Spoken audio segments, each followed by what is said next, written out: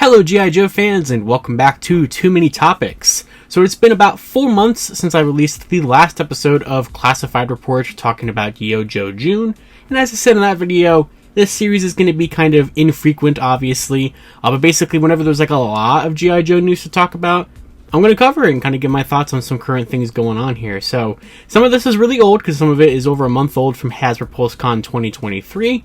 We also had the Hasbro Pulse Premium 1027 event this past Friday, and also London Comic Con happened this past weekend. So we have a lot of G.I. Joe stuff here to cover today, so of course, let's go ahead and dive right on into it.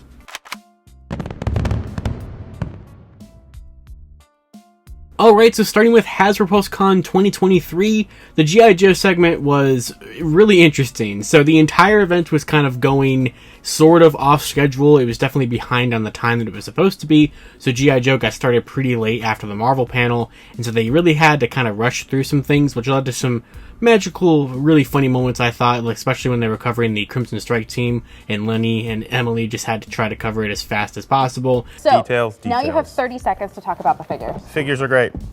Done. All right. We Buy did our stuff. Alright, so for name onlys, we had Metalhead, which is kind of funny because then he went right into render phase about 5 minutes after that.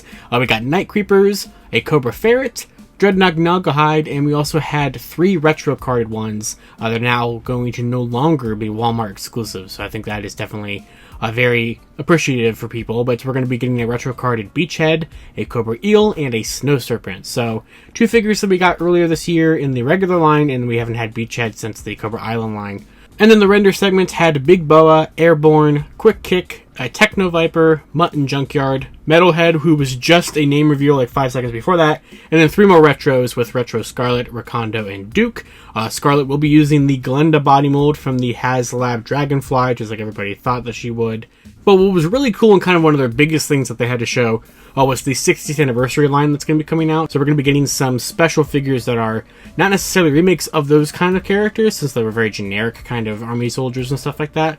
But they're going to basically be sort of like interesting homages to them. Now, they're just both repaints for the most part, but they come with a ridiculous amount of stuff.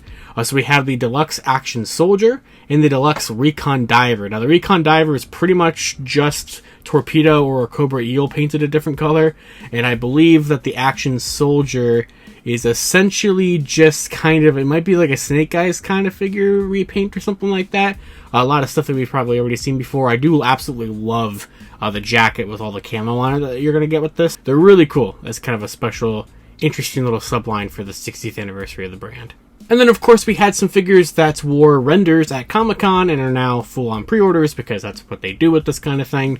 So we had the newest wave, which has the Dreadnought Ripper, General Hawk, Agent Helix, Shockwave, and Buzzer. Now, Buzzer and Helix have already released, actually. They were supposed to be, this entire wave was supposed to be out in, like, January.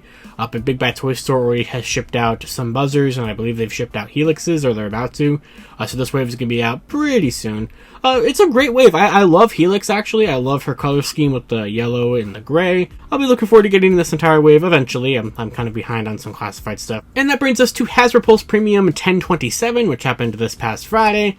So for this one, it was the Vamp with Clutch, which, oh my god, this thing looks absolutely incredible. I'm not super familiar with G.I. Joe characters like at all. I just collect the figures because they're so good. However, the Vamp, I know that my dad had the Vamp, and I used to play with it with some of his Kenner Star Wars figures. So I am familiar with this vehicle, so to be able to get it in classified, I'm very excited to get this. I really, really want it. I love the details like the suppression on the tires you have. The engine block can come out. There's tons of accessories. I even remember the little gas canisters always kind of falling out of my dad's Vamp, so it's fun that those are included. You have some headlights you can put on. They're not actual lights, but you can kind of detach them and stuff like that. And I love it. I think Clutch looks pretty standard. I mean, I don't think he's super, like, not necessarily unique, but he doesn't stand out super much to me. I like his tattoos. I do like the Steel Corpse helmet that he has. I like whenever we've been getting some of those recently.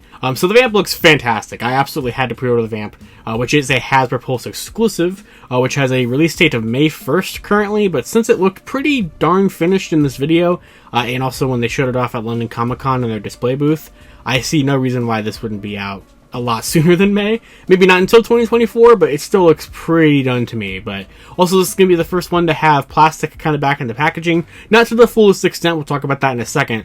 And 1027 also had name reveals for Raptor and the Iron Grenadiers, which is going to kind of be related to the next thing we're going to talk about. So I also have nothing, I have no idea what these characters are, but the Iron Grenadiers look to be like another Cobra Trooper builder kind of thing, so I'm always down for those. And then finally, London Comic-Con, which happened this past Saturday, didn't have a ton of G.I. Joe news.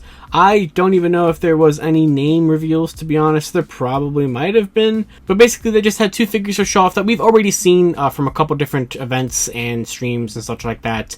They're kind of, I believe these are both like deluxe price point. I think they're going to be like the $35 price point, I think. We'll find out tomorrow. Because these are going to go for pre-order tomorrow on Amazon, polls, stuff like that. I don't believe that they are. I think they are just a retail release because I know Amazon's going to have them. So, and there will be Amazon affiliate links posted to them in the community tab here in Too Many Topics tomorrow when they go for pre-order. So stay tuned for that. But these are Mutt and Junkyard and Metalhead. So we have, a good guy and a bad guy. We saw Mutt and Junkyard at Comic-Con. I think that these look fantastic as well. These are the first full return to plastic packaging. And it's so good to be back. I really do like how these look. It still carries over some design elements from the plastic-free packaging, like the sides and the numbers and the artwork. That kind of thing is still in line with what we've been getting in 2023, since they just changed the box style earlier this year to kind of the box design. So, of course, the numbers are still continuing. We're now in like the 110s of numbers. But I really do like how they've been able to kind of go back, but also still retain the new in terms of the packaging designs. I'm a fan of these a lot. So it's really cool to get Mutt here. He looks great. Love his little, like, happy, ton out face, all that kind of thing. Very fun little figure. It's always fun to get a little dog. And the Metalhead just has a ton of stuff. He's a really cool looking figure. I like him a lot with the black and red color scheme. He has Iron Grenadiers written on the box, so I'm assuming he would go well with those when those come out. Yeah, these look fantastic, and like I said, they're going to go for pre-order tomorrow, I believe at 1 p.m. Eastern Time. So stay tuned for the community tab post with those pre-order links. And that is going to pretty much do it for everything that's happened in G.I. Joe recently in the last month or so. I'm loving this. I'm loving this so much.